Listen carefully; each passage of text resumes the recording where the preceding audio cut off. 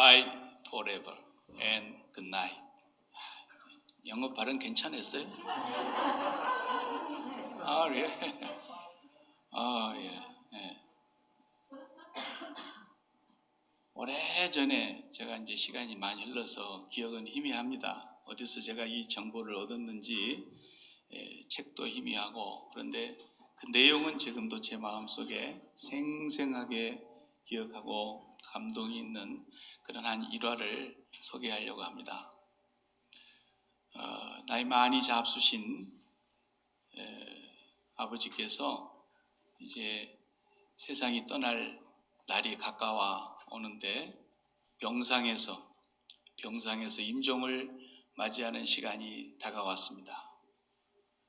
그래서 온 가족이 병상에 에워싸고 둘러서 있는 데서 아버지가 거친 호흡을 가다듬으면서도 마지막 시간을 자녀들과 보내는 겁니다. 큰아이부터서 이름을 부르면서 마치 창세기에 나오는 야곱이 12아들을 임종하기 전에 앉혀놓고 한 사람 한 사람 축복하고 기도했지 않습니까? 그것처럼 이제 이 아버지도 큰아들 이름을 부르면서 손을 잡고 기도를 하는 겁니다. 평소에 가정에서 예배드릴 때 기도하는 것과는 사뭇 분위기가 다릅니다. 왜냐하면 마지막 순간이기 때문에 그렇습니다.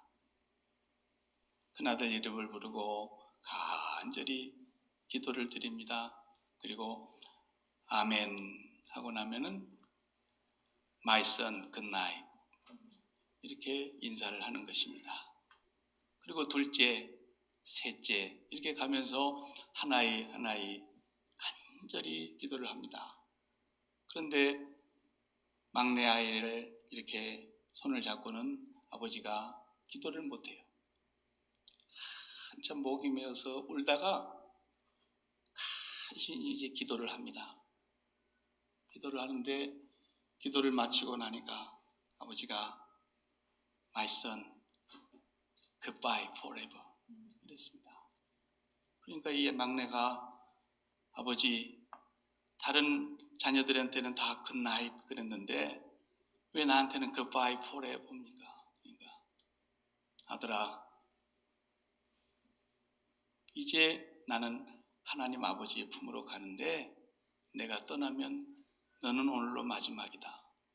다시 만날 기회가 없어. 네가 예수를 믿지 않기 때문에 영원한 안녕이야. 이렇게 얘기를 했어요. 그러자 이 아들이 통곡을 하면서 웁니다. 나도 예수 믿겠습니다, 아버지. 나한테도 굿나잇 해주세요. 그러자 아버지가 가느다란 호흡을 내뱉으면서 마지막 힘을 다해서 굿나잇 그리고 숨을 지는 거예요. 그 감동이 지금도 제 마음속에 있어요. 예수 믿는 사람들이 제일 엄숙한 시간이 바로 이 순간이에요. 예수 안 믿는 사람은 엄숙할 것도 없어요. 이미 저주 아래로 가기 때문에. 그런데 오늘 우리가 이렇게 예수님의 부활이 우리에게 나의 부활로 임하면서 우리에게 있어서는 이렇게 세상이 허무하고, 여러분 다 10대의 청소년 시절이 있었지 않습니까? 그런데 지금 우리 보세요. 여기 있는 98%가 다 이제 중년기, 장년기를 지나서 노년기에 접어들었습니다. 인생이 이렇게 덧없습니다. 우리 조상들이, 선친들이 너희들도 나중에 나이 들어봐라 그 말이 무슨 말인지를 전혀 몰랐던 때가 있었습니다. 우리도. 그렇지만은 이제 우리가 불현듯 죽음이라고 하는 걸 생각할 때가 됐습니다. 죽음은 정말 잔인한 것입니다. 우리 일생을 무로 돌려버리는 것입니다. 우리의 모든 수고를, 모든 업적을, 모든 것을 다 헛되게 만들어버리는 것입니다. 정말 잔인합니다. 누구도 그걸 붙잡을 수도 없고 피할 수도 없고 막을 수도 없습니다. 그런데 오늘 우리에게 부활절이 있다고 하는 것은 인류 역사에 수많은 종교가 다 있지만 부활절이 있는 것은 기독교밖에 없습니다. 예수 그리스도의 부활, 이 부활로 인해서 우리에게 너무나 놀라운 하나님의 축복이 왔기 때문에 우리는 이 부활절을 매년 지키면서, 사실은 주일날이 부활절 때문에 생긴 거죠. 예수님이 안식 후 다음 날 부활절을 주일날 살아나셨다 그래서 주의 날, the Lord's Day라고 이렇게 얘기하는 거죠. 일요일, 공일 그 안 하고 주일날, 주님 부활하신 날. 그래서 주님이 부활하신 이 한 가지 사건은 우리 예수 믿는 사람들에게, 예수 안에 있는 사람들에게는 죽음에 대한 혁명적인 변화가 일어난 거예요. 죽음에 대한 생각, 죽음에 대한 인식이 완전히 바뀐 거예요. 그런데 안타깝게도 예수 믿는 사람들도 보면은 제일 죽기 싫어하는 사람들이 누구냐? 전에 제가 얘기했잖아요. 목사들이더라고요. 목사들. 제가 여러분 혹시 죽기 싫어하거들랑 큰 목을 밟아서 죽여주시기 바랍니다. 이리 목사들도 그렇게 죽기를 싫어한다는 거예요. 그래 마지막 호스피스 병동에서 성도들은 그냥 다 주님을 맞이할 준비를 하면서 죄를 회개하고 다 그러고 있는데 나는 안 죽어. 나는 믿습니다. 살아날 줄 믿습니다. 이러고 앉아있는 사람들이 대부분이 목사들이더라고요. 평생 사기만 처먹었는지 어쨌는지 모르겠지만 왜 그런 생각을 하는지를 모르겠어요. 뭐 우리 세대야 다 한 방에 10명씩도 자는 집도 있고 7명씩 자는 집도 있고 이불 그냥 두세 개 깔아놓고 막 이리 땡기고 저리 땡기고 그리고 우리가 다 자고 살았지 않습니까?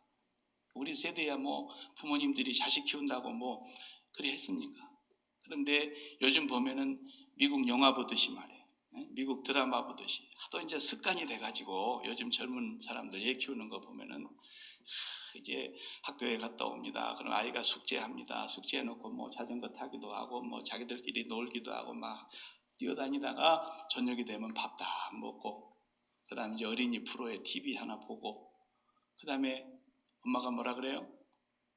It's time to go to bed. 그러는 거야. 그러면 두 말도 않고 yes 그러면서 다 올라가는 거야. 쟤들 침대 방으로.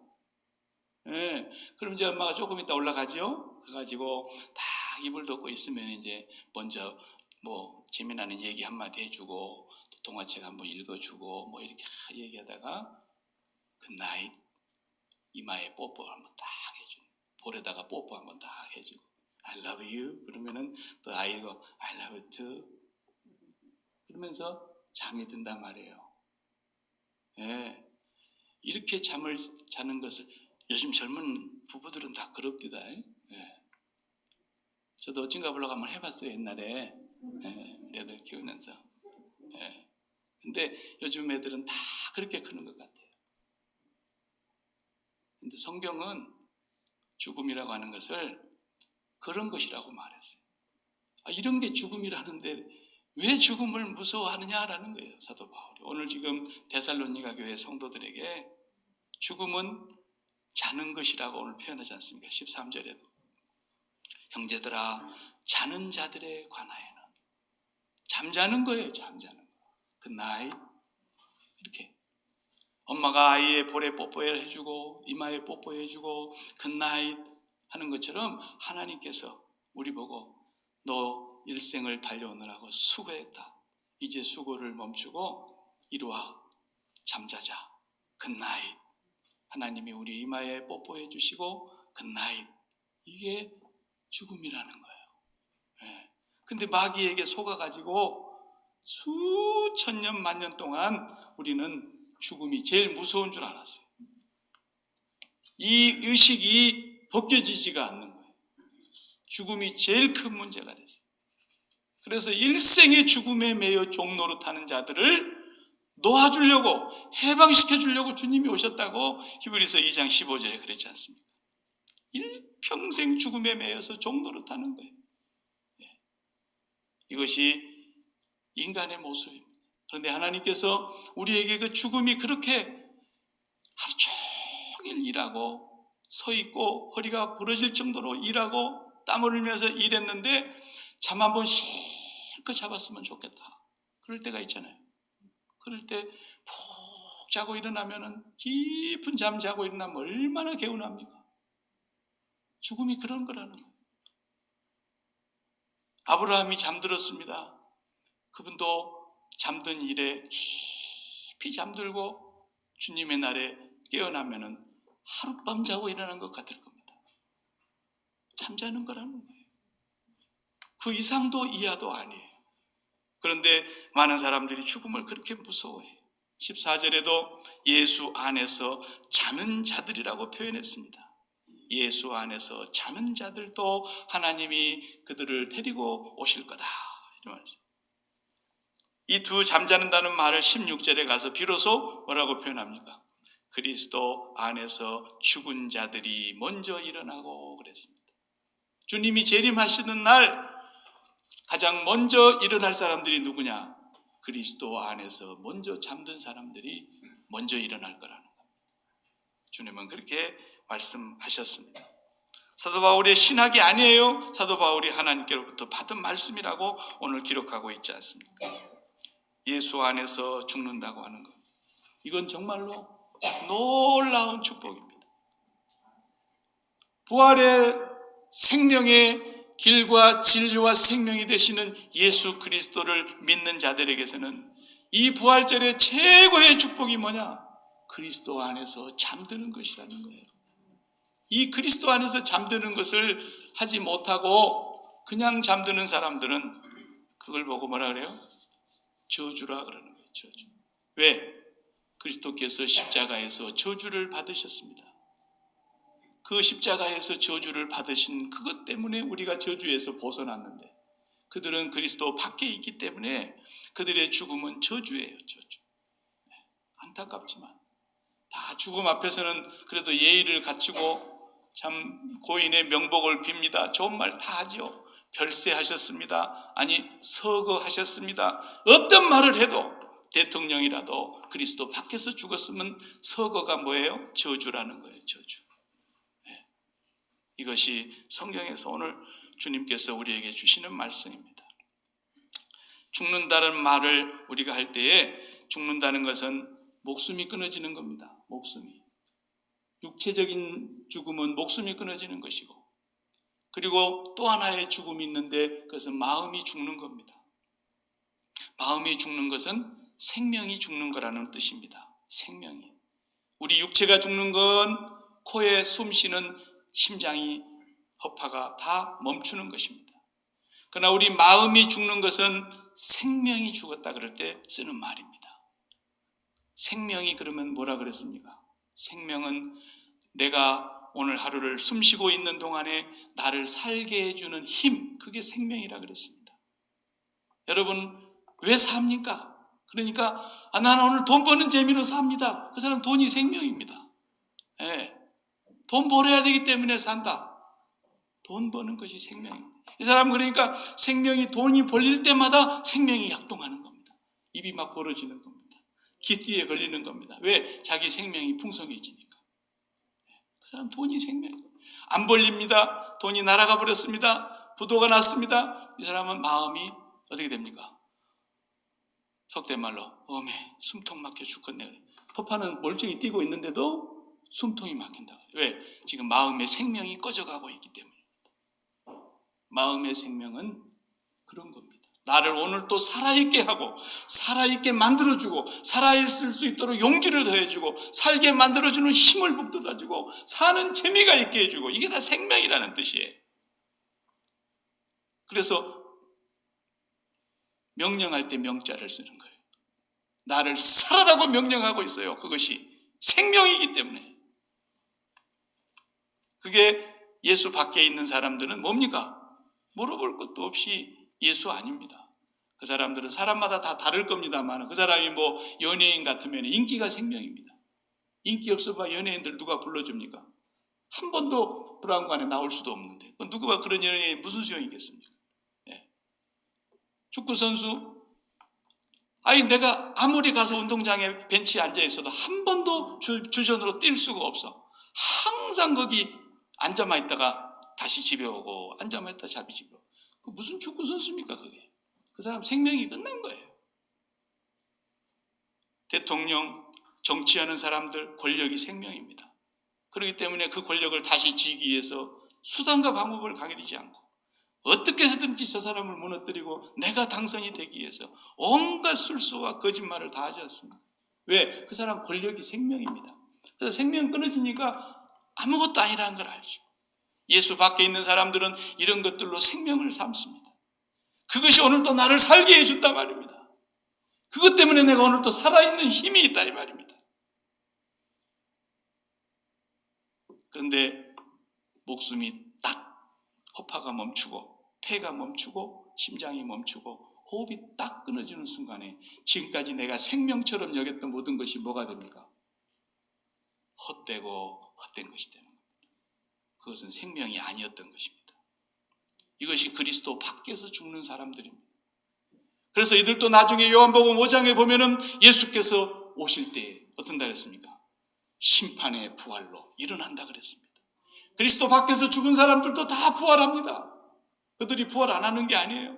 전부 다 심판의 부활로 살아난다 그랬습니다. 살아나 보니까 그들이 육체가 살아있었을 때 생명처럼 여겼던 생명이 어디 있습니까? 아무것도 없습니다. 물 한 방울의 자비도 없습니다. 그래서 그들은 심판의 부활로 살아난다 그랬던 것입니다. 저주의 부활인 것입니다. 영원히 멸망의 부활인 것입니다. 그것이 주님께서 하신 말씀. 우리는 그리스도 안에 있습니다. 그리스도 안에 있다 그러니 그 안이라는 말이 무슨 말인지 추상적인 단어이기 때문에 사도 바울이 제일 많이 사용하는 단어가 그리스도 안, 예수 안 이 말이죠. 안에 있다는 거예요. 그리스도 밖에 있으면 그리스도 안이 있을 거 아니에요. 그 안이 어디냐라는 거예요. 그것은 주님이 만드신 공간을 말하는 겁니다. 주님이 만드신 공간이 어떤 공간입니까? 십자가를 지시고 죽으셨습니다. 언약대로 사흘 만에 다시 하나님께서 그를 살리셨습니다. 그리고 부활하셔서 그리고 40일 동안 하나님의 나라를 증거하시다가 승천하셨습니다. 그리고 하나님 보좌 우편으로 다시 되돌아가셨습니다. 거기를 예수 안이라 그럽니다. 거기를 누가 만들었습니까? 공자가 만들었겠습니까? 공자도 사람이 죽으면 어떻게 됩니까? 제자가 모르니까 이놈아 내가 살았을 적일도 다 모르는데 죽은 뒤를 어떻게 알겠냐 그랬습니다. 그런 사람을 왜 믿습니까? 그 공간을 누가 만들었습니까? 아무도 만드는 사람이 없습니다. 여기는 공간이 분명히 예수 그리스도께서 죽으시고 부활하시고 승천하신 그 터널을 뚫어놓은 하나님께로 뚫어놓은 그것입니다. 여기를 통과해서 들어가면은 광명한 빛이 그 터널로 인해서 쫙 빛이 들어오는 것처럼 바로 빛의 세계가 열리는 곳이 바로 예수님이 뚫어놓으신 그 굴입니다. 그 터널입니다. 이 여기를 들어가려면 예수 안으로 들어가려면 플랫폼이 있어야 됩니다. 플랫폼 아시죠? 비행기 타려고 그러면 비행기가 저 높은 데 문이 있는데 어떻게 비행기를 탑니까? 그러면은 조종하는 사람이 이렇게 조종을 하지 뭘 조종하면 비행기 문에까지 쫙 이렇게 통로가 연결이 돼서 비행기 문에다가 딱 통로를 붙여주지 않습니까? 그러면 이제 비행기 탄 사람이 뚜벅뚜벅 걸어가서 비행기 안으로 쏙 걸어들어요. 이게 플랫폼입니다. 플랫폼. 그렇죠? 이 플랫폼이 바로 예수님의 십자가 사건인 것입니다. 그 십자가로 예수님과 함께 죽지 않으면 그 플랫폼이 없어서 비행기 안에 못 들어가는 것처럼 예수 안으로 못 들어가는 겁니다. 예수 안으로 들어가려면 반드시 세상을 향하여 세상을 십자가에 못 박아야 되는 겁니다.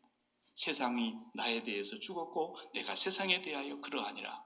바울이 한 말이 그 말입니다. 그래서 십자가를 통해서 세상에 대하여 죽고 그리스도의 죽음이 나의 죽음이라고 인정하는 사람들이 다 그리스도의 뒤를 따라서 그 통로로 올라가는 겁니다. 사도 바울은 오늘 그 말씀을 하시는 거예요. 예수 그리스도께서 우리를 위하여 언약대로 성경대로 죽으셨다가 사흘 만에 부활하셨는데 그분이 다시 오신다고 약속하시고 가셨는데 그분이 오시는 날 첫 번째로 부활하는 사람은 그리스도 안에서 먼저 잠든 자들이다. 그리고 그들과 함께 오신 뒤에 우리 살아남아 있는 땅에 있는 사람들은 예수님이 오시는 걸 보게 될 터인데 그 사람들은 공중으로 끌어올려 공중에서 주를 영접하시리니 그러므로 이 말로 서로 위로하시기 바랍니다. 데살로니가 교회에다가 편지를 썼어요. 데살로니가 교회에 이 편지를 쓸 때 어떤 상황이었느냐 하면 너무너무 박해가 심했습니다. 너무너무 박해가 심해서 예수 믿는 사람들 가운데 많은 사람이 희생당했습니다. 순교했습니다. 거기다가 엎친 데 덮친 격으로 흉년이 들었습니다. 기근이 왔습니다. 먹을 것이 없어졌습니다. 사람들이 세상에 살 의지가 다 사라질 정도로 극심한 환난과 기근과 고통 속에 처해 있는 데살로니가 교회를 향해서 바울이 이 편지를 쓰는 것입니다. 사람들이 차라리 죽는 게 좋겠다, 주님 빨리 오시면 좋겠다, 그런 생각이 들 정도로 환난이 극심했습니다. 그런데 죽음에 대하여 사람들이 생각이 희박했습니다. 부활에 대한 그들의 신앙이 희박했습니다. 그래서 사도 바울이 데살로니가에 이 편지를 쓰면서 주께서 호령과 천사장의 나팔 소리와 함께 하늘로조차 강림하실 때 그리스도 안에서 잠자던 사람들이 먼저 일어날 것입니다. 이 말씀은 내가 지어낸 얘기가 아니라 하나님께로부터 우리가 받은 말씀이라고 하는 것을 여기서 분명히 얘기하고 있습니다. 그래서 그리스도 안으로 들어간 사람들은 어떻게 되느냐? 생명의 부활로 일어나는 겁니다. 그래서 부활하고 나니까 그들이 이 땅에 살았을 때에, 목숨이 붙어있을 때에 뭐 했던 사람들입니까? 열심히 일했던 사람들입니다. 그러나 일하면서도 생명이 되시는 하나님을 찾았고 주님을 찾은 사람들입니다. 내가 주님 때문에 오늘 또 일하고 주님 때문에 오늘 또 사명을 감당하고 있었던 그 사람들, 자식을 키우면서도 자식이 생명이 아니라 주님이 생명이었던 사람들입니다. 돈을 벌면서도 돈이 생명이 아니라 예수가 생명이었던 사람들입니다. 그들은 어려운 일을 당했고 핍박을 받았고 순교를 당하는 그런 극심한 환난을 겪었을 때까지도 그들은 살아있는 육신의 목숨이 생명이 아니라 예수 그리스도가 생명이었던 사람들입니다. 그래서 그들이 생명의 부활로 일어날 거라는 겁니다. 왜? 우리가 생명으로 믿고 의지했던 그분이 살아계시기 때문입니다. 살아계시기 때문에. 이 세상인데 생명처럼 여겼던 것들, 이 세상의 정욕과 이 세상의 욕심과 이 세상의 탐심과 이런 것에다가 내 마음을 붙이고 거기에서부터 나는 안정된 삶을 꿈꾸면서 거기서부터서 내가 기쁨을 빨아먹고 거기서부터서 내가 행복하다, 즐겁다, 만족한다 이렇게 살았던 사람들은 예수 믿는 사람들이 아닙니다. 미안하지만. 이렇게 환난을 극심하게 당하고 핍박을 받고 순교를 당하고 가난에 처해 있는데도 불구하고 이들은 예수 그리스도가 나의 생명입니다. 그래서 예수 그리스도를 바라다 보면서 세상을 십자가에 못 박고 또 예수 그리스도의 죽음이 나의 죽음이라고 고백하고 날마다 예수 그리스도를 통하여 하늘을 소망하면서 너희가 그리스도와 함께 다시 살리심을 받았으면 위의 것을 찾으라. 거기는 그리스도와 함께 너희 생명이 감추어져 있느니라. 땅에 있는 지체를 죽이라. 음란과 호색과 정욕과 모든 탐심은 우상 숭배니라. 이런 것들로 인하여 하나님의 진노가 임하느니라. 그랬어요. 이 세상에 생명처럼 여겼던 것들을 붙잡고 살았던 사람들은 다 심판의 부활로 일어날 것입니다. 그러나 이 세상을 살면서 예수 그리스도만이 나의 기쁨이라고 날마다 고백하면서 힘들어도 예수 그리스도를 바라봤습니다.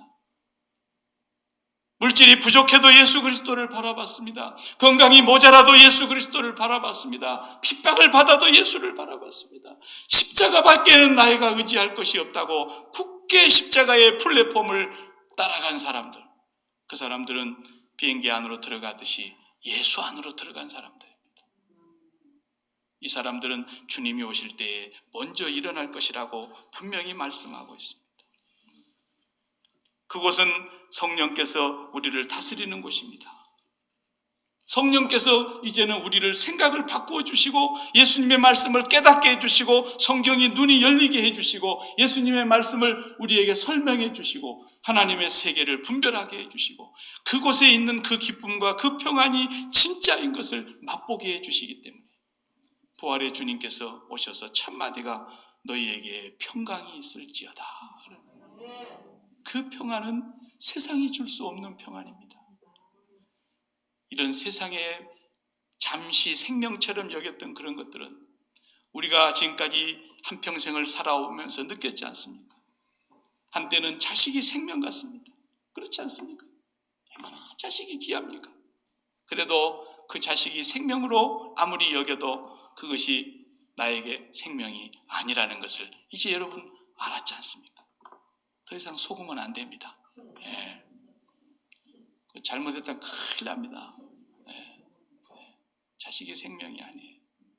그렇다고 자식이 왼수도 아닙니다. 영적으로 왼수입니다. 예수님이 그랬지 않습니까? 사람의 원수가 네 집안 식구일 것이다. 왜? 내 마음에서 떨어져 나가지를 않고 살처럼 붙어가지고 너무 살가워가지고 그냥 그것 때문에 내 마음이 엎치락뒤치락 요동을 치고 난리를 하니까 왜 너는 아직도 이 세상에서 네가 그렇게 기쁨을 빨아먹으려고 하느냐? 누가 이 세상에 네 자식이 생명이라 그러더냐? 그것을 가르쳐 주시는 사건이 나인성 과부의 외아들 죽는 사건 아니었습니까? 절대로 자식이 생명이 아닙니다. 그 생명도 바람 빠진 풍선이라서 자기도 공고합니다. 자식들도 공고해요. 예수가 없으면. 우리는 생명은 예수님 한 분뿐입니다. 내가 곧 길이요 진리요 생명이다. 그러니까 예수 믿는 사람은 It's time to go to bed. Yes. 하나님께서 이리와 박일규 너 일생을 달려오느라고 수고했다. 이제 잠잘 시간이야. 이마에 뽀뽀해 주시면서 Good night. 네가 내일 아침에 눈을 뜰 텐데 깜짝 놀랄 거야. 네가 그렇게 힘들었을 때에도 날마다 찾았던 그 예수, 네가 풍족할 때도 찾았던 그 예수, 네가 자식 키우면서도 기도하면서 애타게 불렀던 그 예수, 네가 병들었을 때에도 예수, 모든 삶 속에서 예수님을 찾았던 그분이 영광스러운 모습으로 네가 내일 아침에 만나게 될 거야. 그 나이. 이게 죽음이라는데 왜 죽음을 무서워하냐고.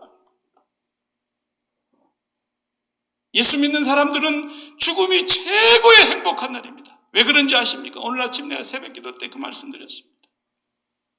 이 세상은 감옥입니다.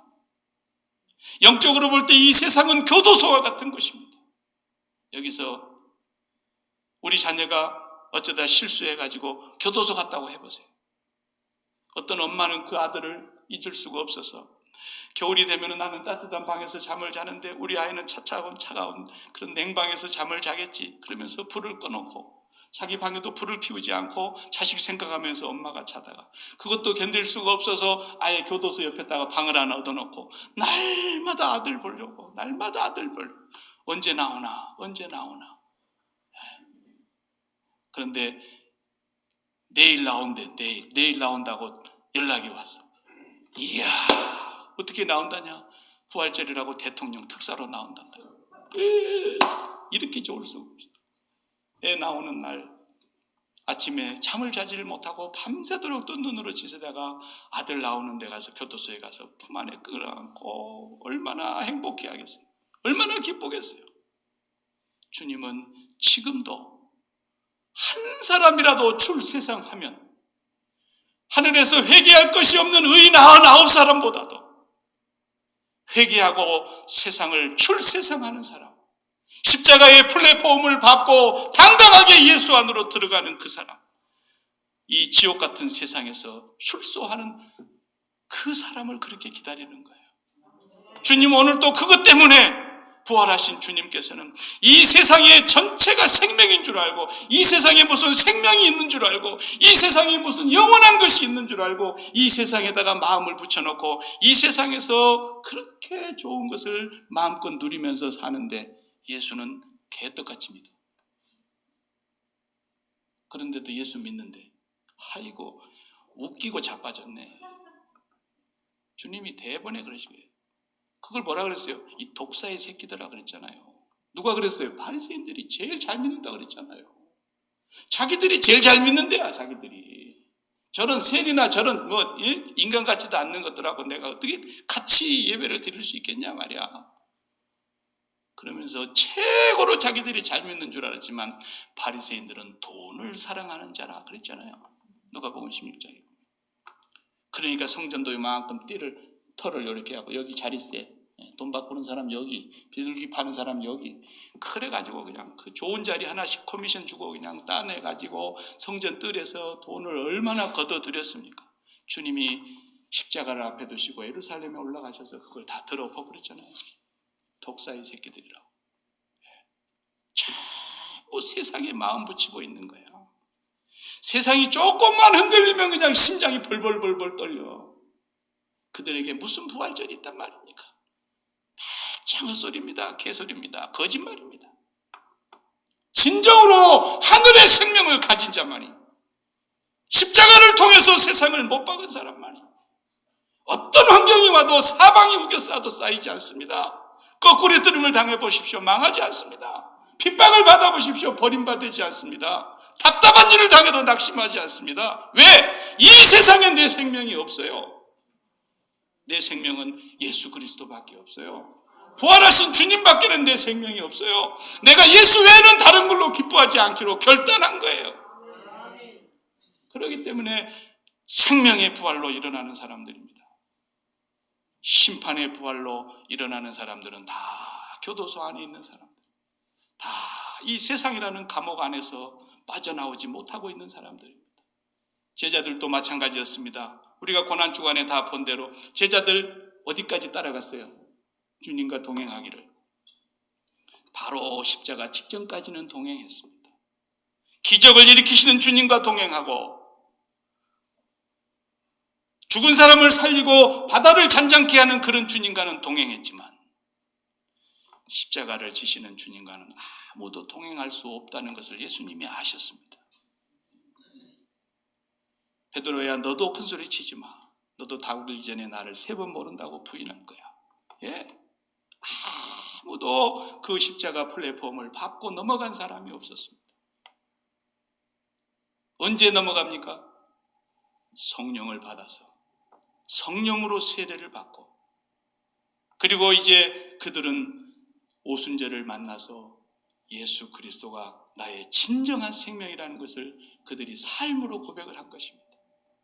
살든지 죽든지 이제는 내 몸에서 그리스도만 존귀케 하고, 살아도 주를 위해서 살고 죽어도 주를 위해서 죽을 것이고, 내가 사실은 이 몸을 떠나서 몸 밖에 그리스도와 함께 있는 것이 사실은 더 좋으나 하나님께서 빌립보 교회를 향해서 아직도 나를 육체 가운데 거하게 하시니까 내가 살아있는 것뿐이라고.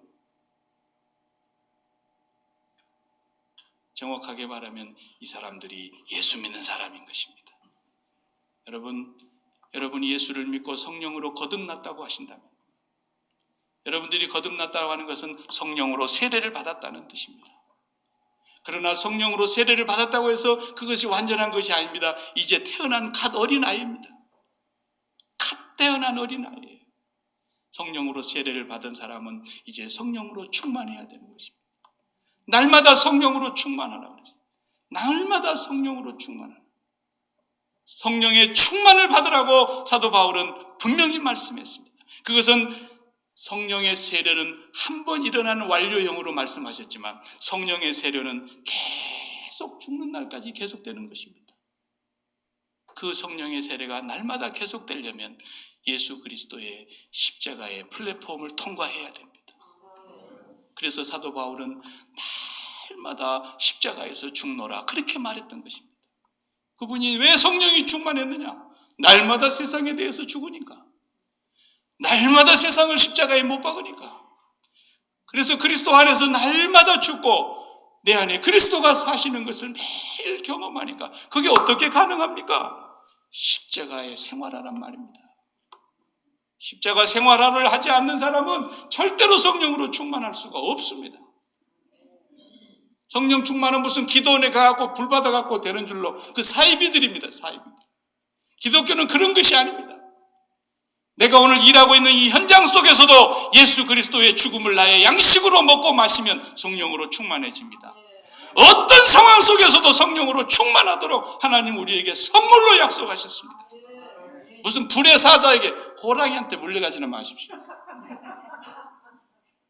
어디 기독교를 그런 야바이 무당 종교로 만들어가지고 말이에요.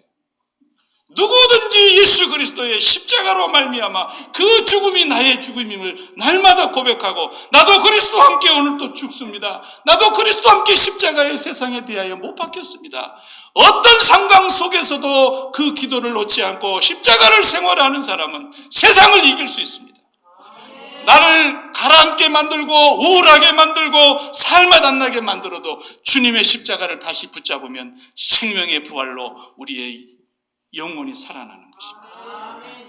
성령 충만을 끊임없이 우리가 유지해 가야 되는 거예요. 부활절은 하나의 절기로 끝나는 것이 아니라 매일 우리는 그리스도 안에서 날마다 죽고 날마다 부활하는 이 놀라운 은혜가 주님의 부활절 아침에 하나님께서 저를 보고 여러분을 보고 아무개야 굿나잇 그리고 이마에 뽀뽀해 주시면 그게 잠드는 것이라 그랬습니다. 누가 이 잠드는 걸 두려워한단 말입니까? 누가 이 잠드는 것을 싫어한단 말입니까? 진정으로 예수를 믿고 예수님의 부활이 나의 부활이 된 사람은 언제 어느 시에 무슨 상황을 만나도 그 부활의 생명이 저와 여러분을 세상을 이기게 하실 줄로 믿습니다. 기도하겠습니다. 하나님 감사합니다.